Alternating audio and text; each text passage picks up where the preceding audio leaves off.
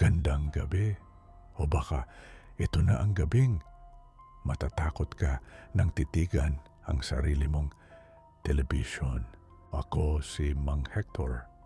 Sa panahon ngayon, ang TV ang sentro ng ating mga bahay.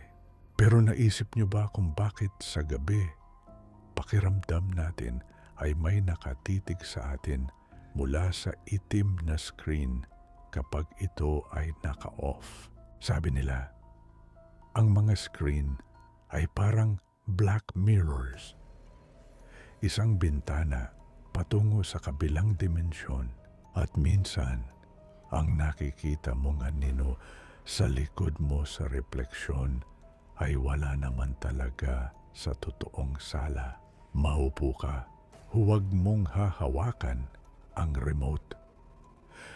Dahil ang kwentong ito ay tungkol kay Mika at sa programang hindi mo mahahanap sa kahit anong channel.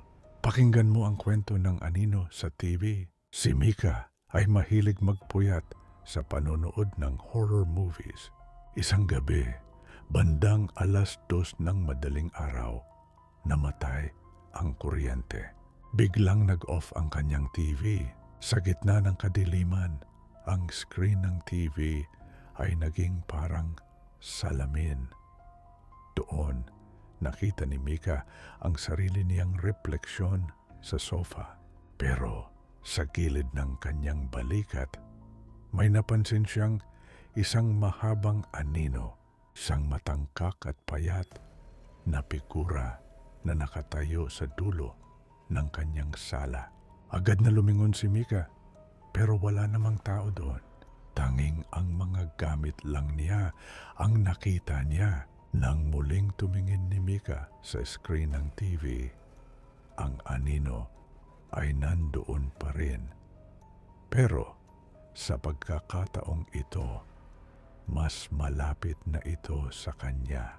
Nakatayo na ito sa mismong likuran ng kanyang sofa. Ang anino ay dahan-dahang itinaas ang kanyang mga kamay na tila gustong hawakan ang buhok ni Mika. Sino ka? Pabulong na tanong ni Mika. Biglang bumukas ang TV kahit walang kuryente. Static lang ang lumalabas. Puti at itim na mga tuldok na sumasayaw. Pero sa gitna ng static, may namumuong imahe. Isang mukha ng babaeng duguan na pilit na dumidikit sa kabilang panig ng salamin ng TV. Ang babae sa TV ay nagsimulang kumatok mula sa loob. Tuk, tuk, tuk.